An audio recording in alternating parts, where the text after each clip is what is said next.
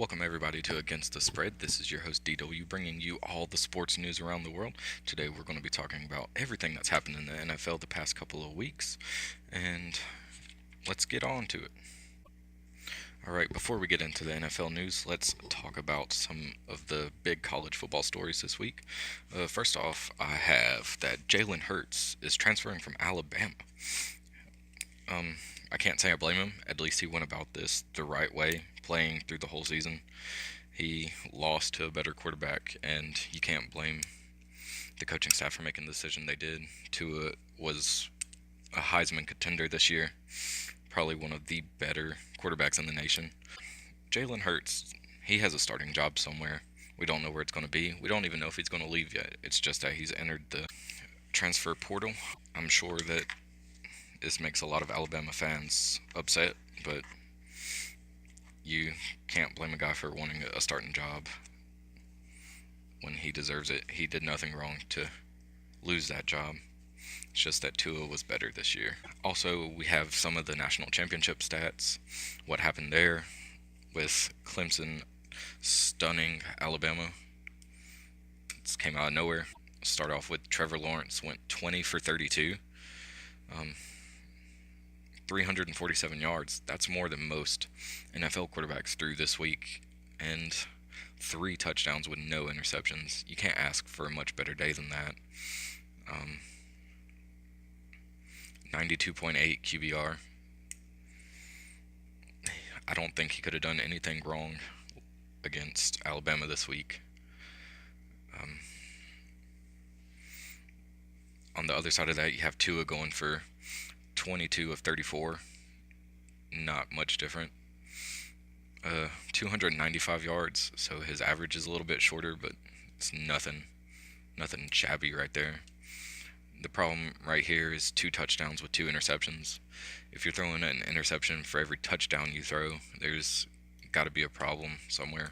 You're probably not going to win a lot of games with stats like that. Move on to rushing. We have Etienne going for 86 with 2 touchdowns. It's pretty solid for a running back, even at the college level. Alabama rushed a lot of people. None of them had a ton of yards. We have Najee Harris going for 59, Damian Harris going for 57, Josh Jacobs going for 47, and then everybody after that had negative rush yards. They still ran for more yards as a team than Clemson did, but Clemson just had a better day going through the air. You can't stop what works. So receiving, the big story here is Justin Ross as a true freshman going 6 receptions for 153 yards. 1 touchdown, but he had a couple of amazing catches on Monday night. Jerry Jeudy had 139 catches for 139 yards for Alabama. It's pretty impressive. 1 touchdown. The Clemson Tigers had 3 people catch touchdowns. Etienne had a rushing and a catching touchdown. It's pretty impressive. On the defensive side, there's a few sacks here and there. Nothing really sticking out. AJ Terrell had a defensive touchdown. Yeah, and that's all that there is to say about Saturday, Monday. Just a huge blowout. I know a lot of people expected Alabama to run through the season 15-0 and beat whoever they played in the national championship, but obviously that didn't happen.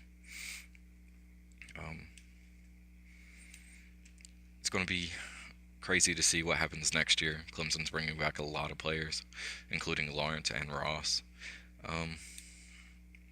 Do they run through everybody again next year? Does the ACC step up and somebody hand them a loss somewhere?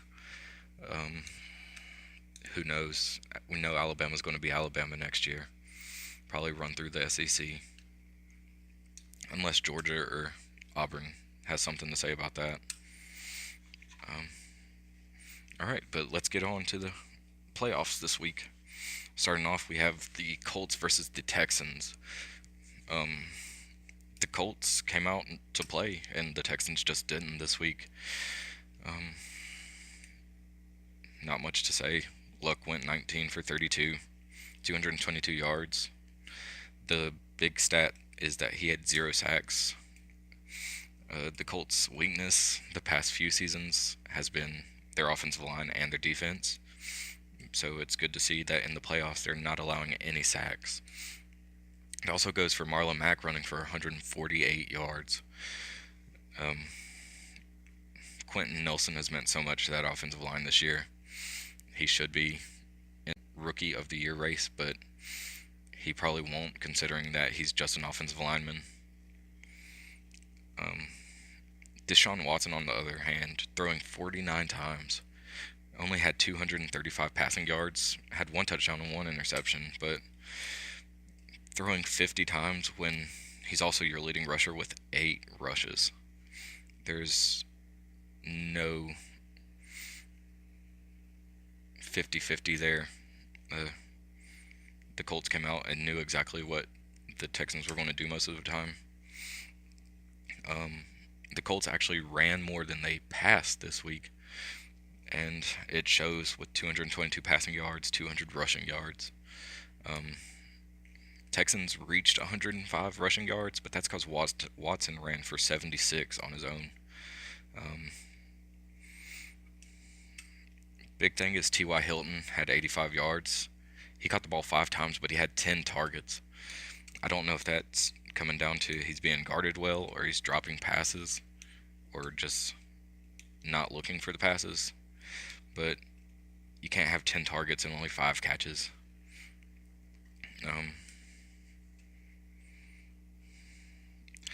Darius Leonard on the defensive side of the ball is probably the most underrated defensive player in the league right now. He's carried this Colts defense all the way to playoff contender, when just a year ago they were probably the worst defense in the league.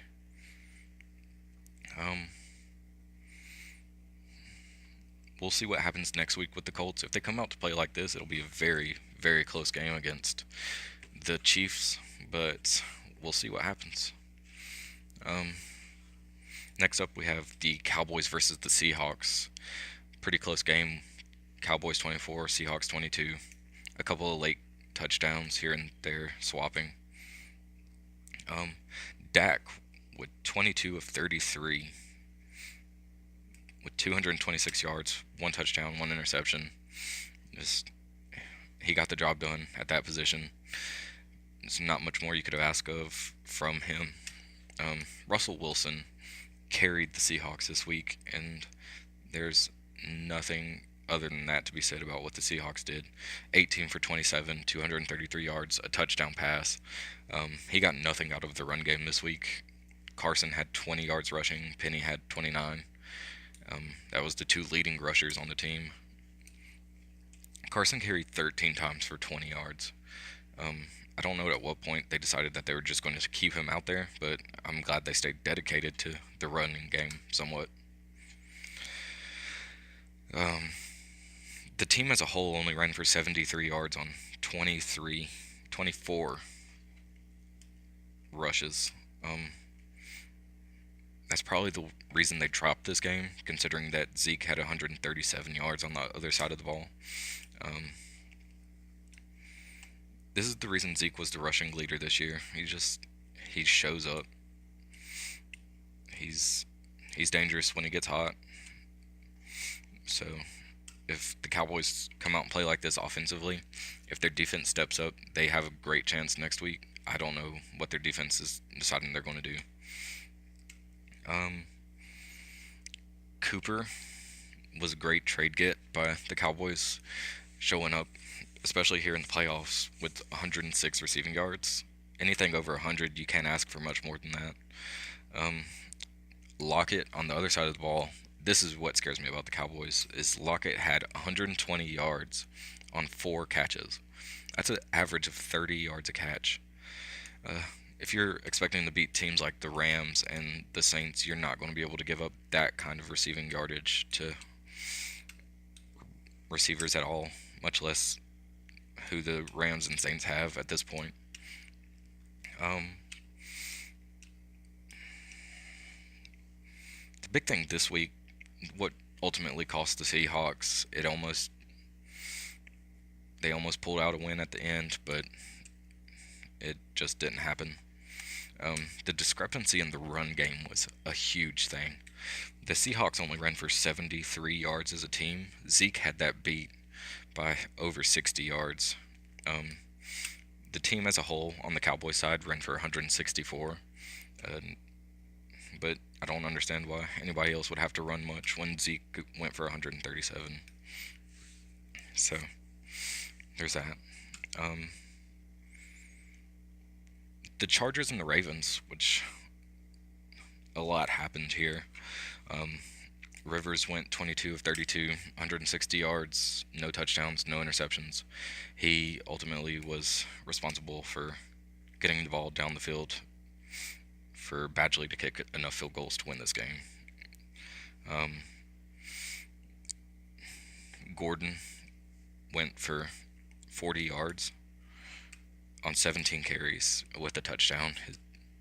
His average was 2.4 yards a carry. That's pretty scary, considering you're going to New England next week to play one of the best playoff teams in the history of the league. If you can't get your running game going and you can't throw touchdowns, you're probably going to get eaten alive at Gillette. Um,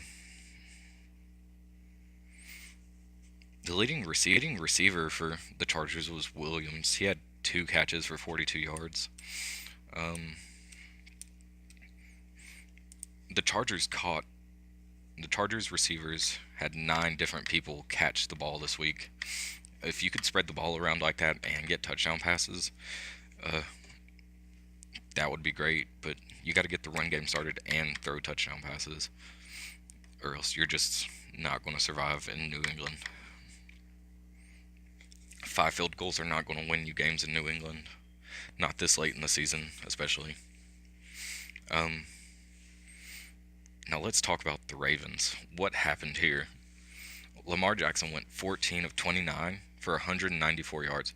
That doesn't sound bad other than the less than 50% completion rating. He threw an interception. He got sacked 7 times.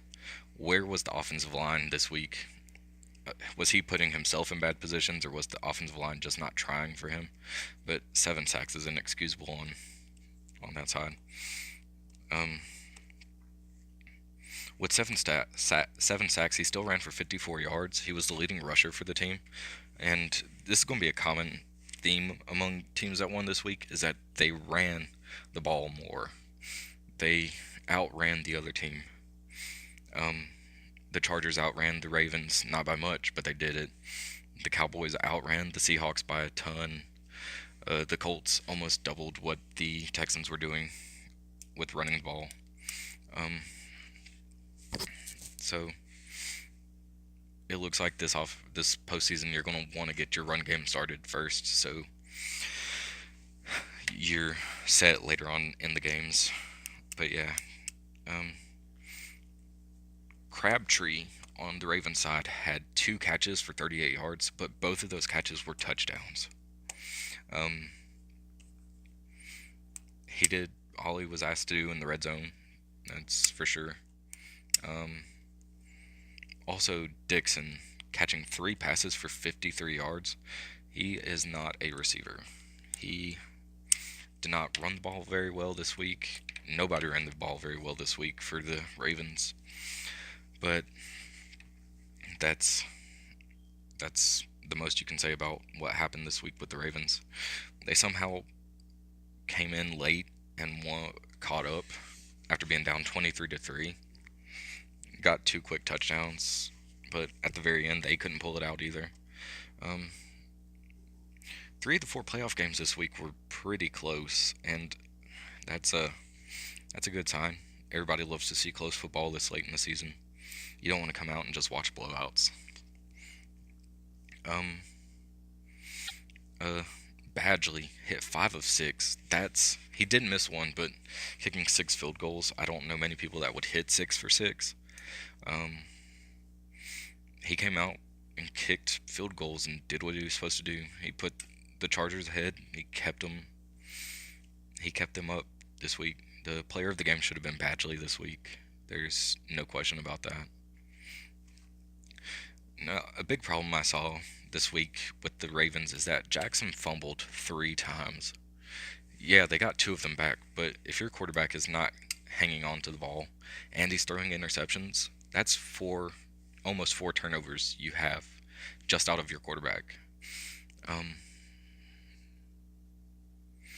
if you'd asked me before the Chargers and Ravens played this week, I'd have told you that it was probably time to let Flacco go, keep um, keep Jackson, move on from Flacco, start building on the future. But after this week, I really don't know what to do. Do you keep Flacco in case Jackson has a terrible game, or do you just roll with the punches and drop games because of interceptions and fumbles and things of that nature? Um, there's not much else to say about this game other than the not being able to hold on to the ball by Jackson. Um, the passing wasn't impressive this week. He made plays with his feet, but that's about all he seems to be doing right now. I'm sure once he comes out next season, people are going to figure him out. He's going to have to learn to pass the ball better. Um, it's he got lucky with the rookie season. Nobody knew what to expect, so he came out and he blew everybody up. He still has a great record as a starter, so that might be what keeps him as the starter going into next season. But if I was the Ravens, I'm not sure what I would do about this. Would we go back to Flacco starting with Jackson coming in intervals and getting big explosive plays, trying to light a spark in the team, or do we keep Jackson full time, trade Flacco away, move on from that situation, and hope for the best next year? Um, it's going to be a key decision this offseason for the Ravens, and um, there's not much more to say about it.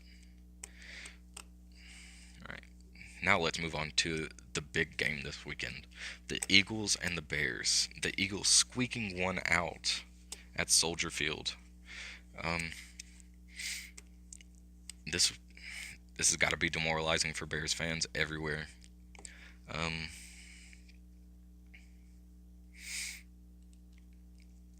Nick Foles didn't play exceptionally well. 25 of 40, 266 with 2 touchdowns and 2 interceptions. Once again, throwing 2 interceptions is probably not going to win you games against the Saints and the Rams. Not teams that have defenses that are willing to play every week. Didn't hear much out of Khalil Mack this week for the Bears. The Eagles just found a way to keep him contained.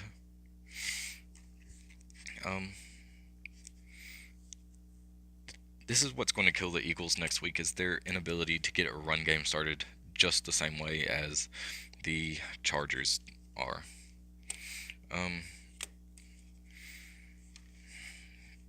The Eagles ran for 42 total team yards. They had a 1.8 average on rushes. Carrying the ball for 2 yards at a time is not going to get you first downs. I don't have to say that for it to be any more obvious. You can't just put the game in the hands of Nick Foles every week, because eventually he's going to fold. 2 interceptions this week. I'm surprised they were even in this. But then I look over and I see that Howard only had 35 rushing yards. The team only had 65 rushing yards. This was a game where neither team got the ball going.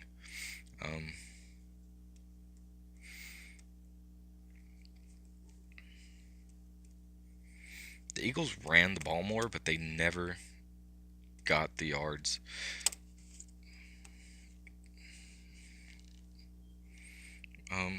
Trubisky, you couldn't ask for much more out of him. 26 of 43. Threw the ball a little too much.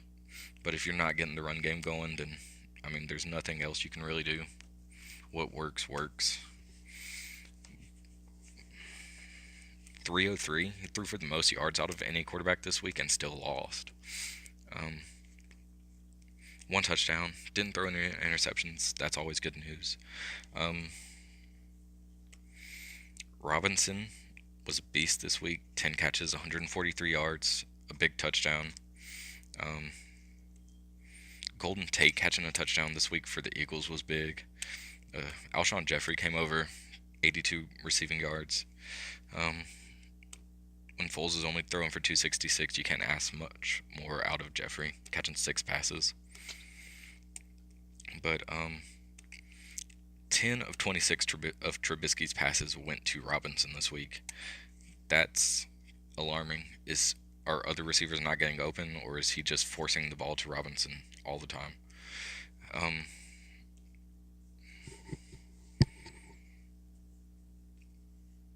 But the Bears had this game won. They sent Parkey out there, and he just froze up, hit the upright. It happens. Only it happened at the most important time of the Bears season. This missed field goal might be a reason why the Bears look for a new kicker this offseason. Kickers are a dime a dozen. You can especially find some with more accuracy. People that are going to hit big game field goals. There's no reason the Bears should have lost this game this week.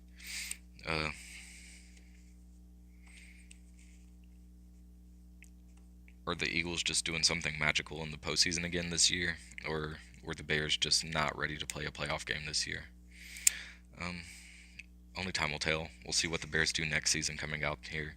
The Eagles have to go and play next week in the Superdome, I believe.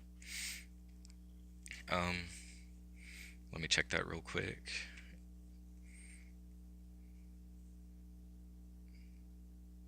I believe it's the Superdome.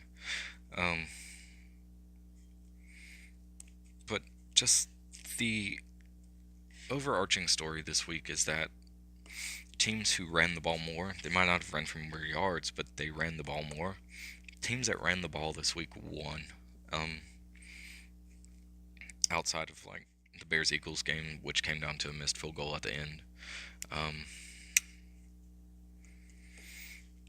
There's so much that happened this week with football, and it's always good to hear about football news and talk about playoff football. It's the best time of the year. It's also the saddest time of the year because it's coming to an end. Most of our teams are out this time of year. But yeah, the Bears came out and disappointed this week. 15 points. That's just inexcusable. 16 points is not even going to win you a lot of games in the NFL anymore. The Eagles just got lucky this week. Their defense played, and they came out and won. And also, the Eagles are going to the Superdome this week.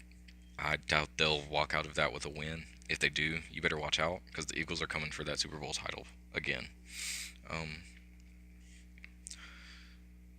What do the Eagles do with Carson Wentz? Is Foles going to be gone at the end of this season?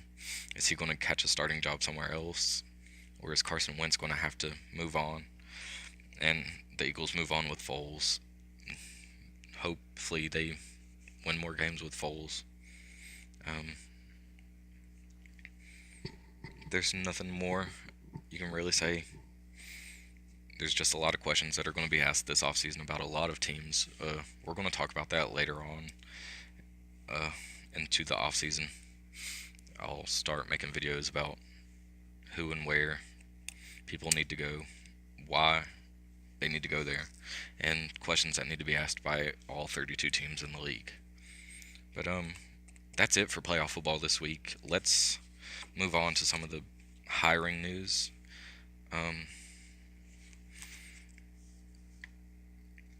Before we do that, I'd just throw my picks out there for next week. I believe the Rams are going to beat the Cowboys.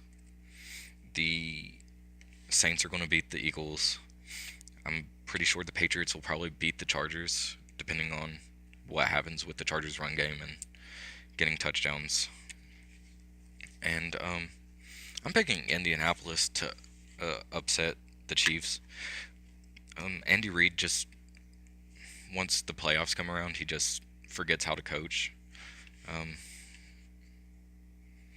yes, Patrick Mahomes is good, but this is also Patrick Mahomes' first playoff appearance, along with Trubisky, who lost this week, Jackson, who lost this week, um, Watson lost this week. It was just, it's not good for newer quarterbacks in the league. Um,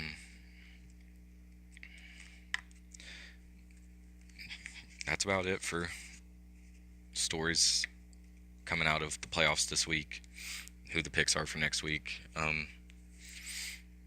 I would set up a Patriots-Indianapolis AFC Championship game.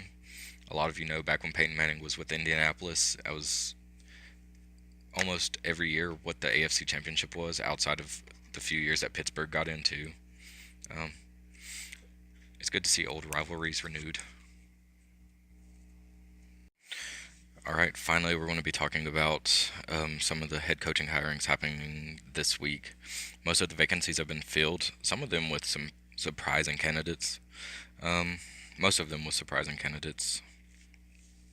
First off, let's talk about the Broncos hiring Vic Fangio. I don't disagree with this move. He has 32 years of coaching experience. He's never he's never been a head coach in the league. Which kind of goes against what Elway was saying with he wanted head coaching experience. I don't really think the problem with the Broncos is with the coaching staff or with the players or anything. I really feel like the problem with the Broncos is happening in the management part with especially Elway. I don't think Elway has an idea of what he's doing anymore now that Manning is gone. I'm really just questioning some of the moves he makes, why he's letting some people go, things like that. But there's no reason as to why why this team should be bad.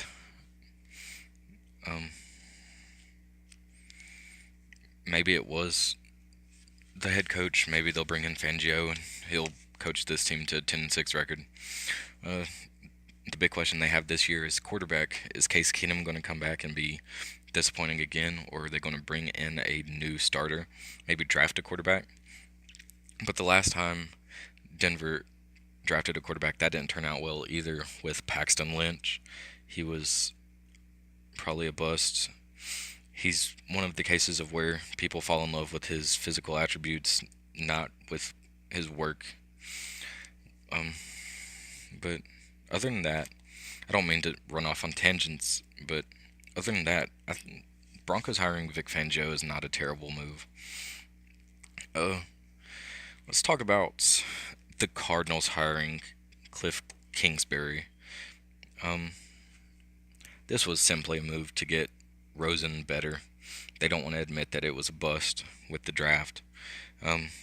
Sometimes it works, as it worked with Jared Goff hiring Sean McVay, bringing him in. Now Jared Goff is leading these Rams to Super Bowls, hopefully. The Cardinals are also eyeing Dom Capers to be their defensive coordinator. Another smart move. They're probably following what the Rams are doing in the West. As you know, the Rams brought in an offensive mastermind, paired him with one of the oldest defensive minds in the league, and it's worked perfectly. The Packers hired Matt LaFleur. I don't understand why. There's not much to go on. Obviously, he was on the Rams staff as an offensive coordinator, but that doesn't mean much when you're not calling plays. This year, the Titans were pretty disappointing, and he was calling their plays this year. There's not much to go on in this. He got lucky, got handed to Aaron Rodgers. We'll see where that goes. They're probably going to be good, but I don't see LaFleur doing anything after Rodgers retires. But who knows? This will probably be the first time I'm wrong on this channel. It definitely won't be the last time I'm wrong. It's just my opinion. One of the better hirings is the Buccaneers hiring Arians to come back out of retirement. They talked to the Cardinals about it, traded some draft picks so it would happen. Um, but the big story with that is that they're bringing Todd Bowles in as the defensive coordinator after he was released by the Jets. Obviously, back when Arians was coaching, Todd Bowles was his defensive coordinator until I believe it was Arians last year as Cardinals head coach before he retired.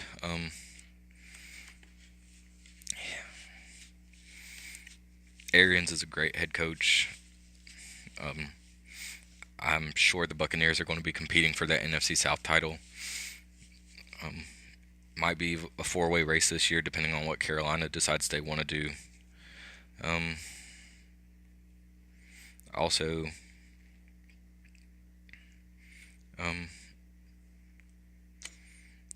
I believe the best hiring this week. It's probably not the flashiest or the most high profile, but the Browns hiring Freddie Kitchens as their head coach permanently. This season, he started out as the running backs coach, but everything happened with Todd Haley and Hugh Jackson, so they let those two go. They promoted Kitchens to interim offensive coordinator, brought in Greg Williams as the interim head coach. They decided they wanted to move on from Williams, but Kitchens, they kept him, made him head coach. I'm glad to see this. They actually decided the Browns as an organization actually they actually kept somebody that was going to help their starting quarterback. Without Kitchens as the offensive coordinator, the Browns won one game going into the last half of the season. Everything happened with Hugh Jackson. They let him go. They let Todd Haley go. They promoted these two coaches, and since then Baker Mayfield went 5-3. They were they had a chance at making the playoffs. Had a few wins and ties and field goals at the end of games gone their way. They would have made the playoffs, but it happens. Hopefully next year the Browns come out and win a lot of games. I'm sure a lot of us are hoping that, outside of AFC North fans.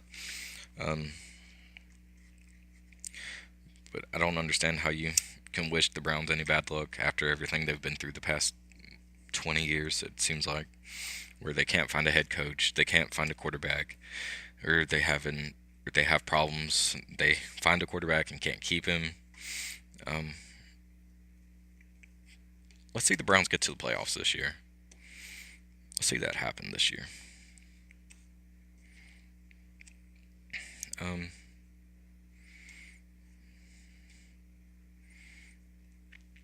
Let's see.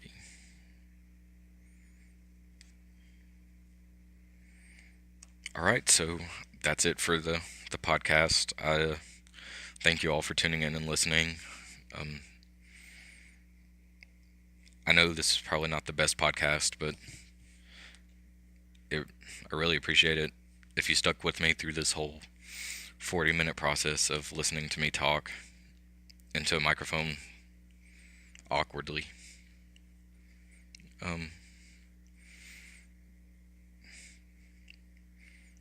That's it for the show. Thank you.